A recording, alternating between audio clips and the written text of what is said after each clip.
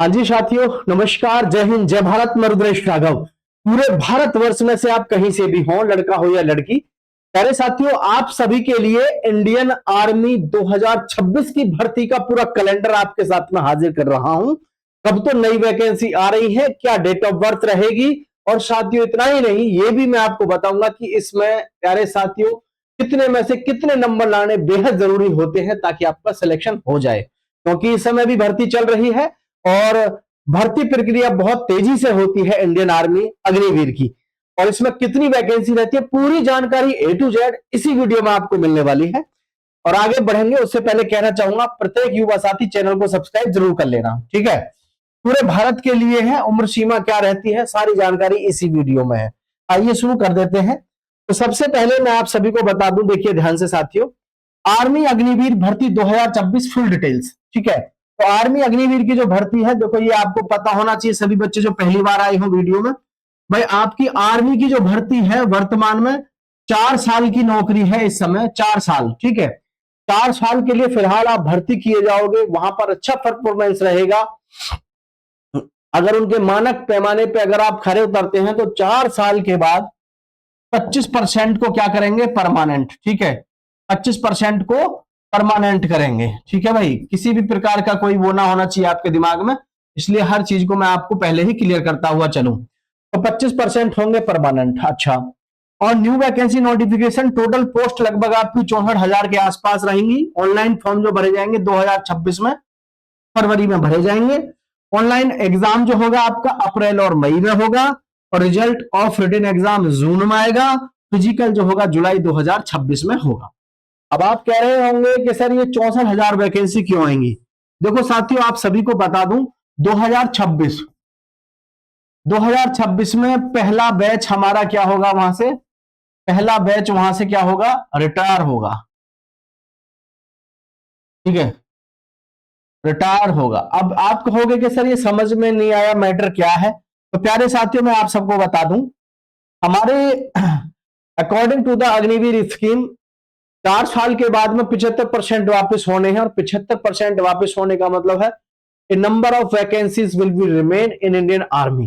यानी कि 75% लड़का जब वहां से वापस होगा तो आप खुद समझो कितनी बड़ी संख्या में वैकेंसियां निकलेंगी, क्योंकि जो वापस आएंगे 75%, उनकी जगह पर नए भी तो भर्ती करने हैं। तो जिसको ध्यान में रखें आप, तो भाई सरकार की वैसे भी ये मंशा है कि आने वाले समय में 2026 में 2026 के बाद है, वैसे तो 2026 के बाद हर साल क्या साथियों, हर साल हर साल 1.5 लाख 1.5 लाख युवाओं की भर्ती हुआ करेगी। किसके तहत, अग्निवीर के तहत। क्यों, क्योंकि फिर जो है 75% युवक क्या आएगा, वापस अपने घर आएगा। तो जब वापस आएगा तो फिर वहां पे क्या है, एक साइकिल बनानी पड़ेगी ताकि युवाओं की कमी ना हो आर्मी में। और आप समझ सकते हैं कितने बड़े लेवल पे, जी हाँ, कितने बड़े लेवल पे फिर जो है ये आर्मी की भर्ती अपना रूप धारण करेगी।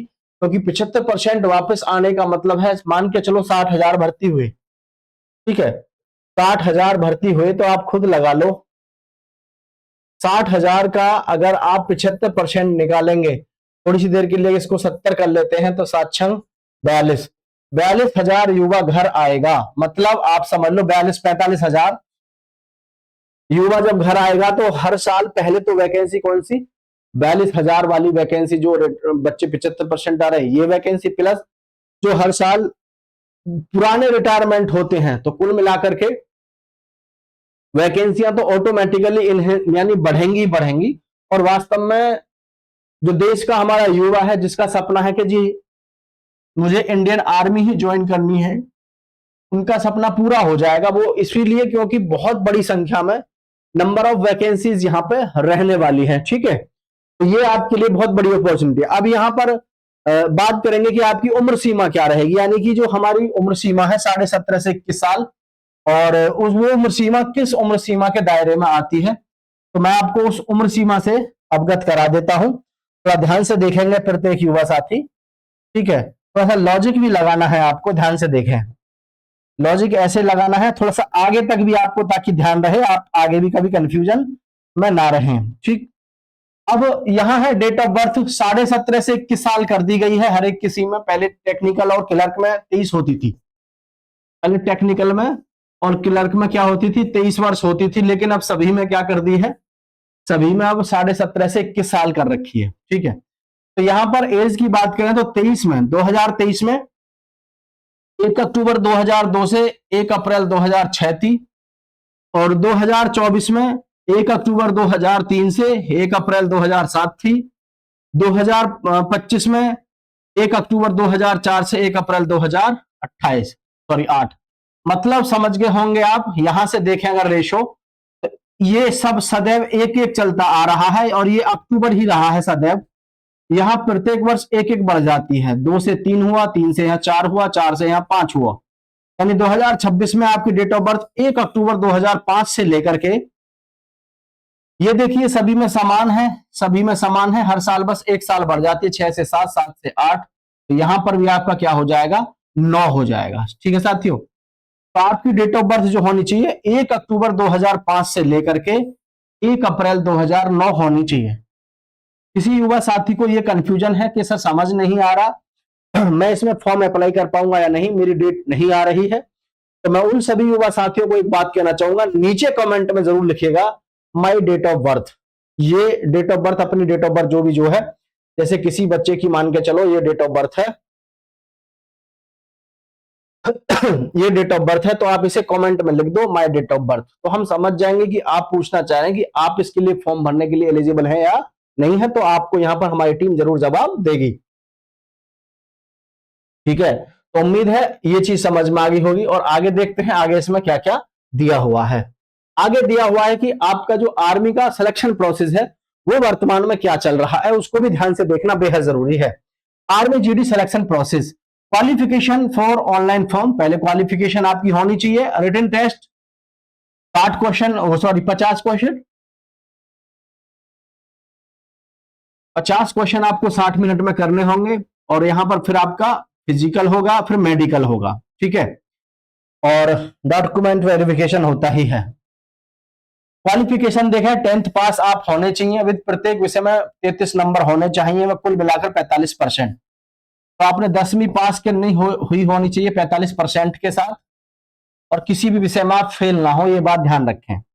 रिटन एग्जाम ऑनलाइन होगा, टोटल क्वेश्चन 50 होंगे, जो आपको कितनी देर में करने, 60 मिनट में करने हैं, और एक प्रश्न 2 नंबर का होता है, तो आपका ये 100 नंबर का पेपर हो जाता है। ये मैं बात कर रहा हूं इस समय जीडी की।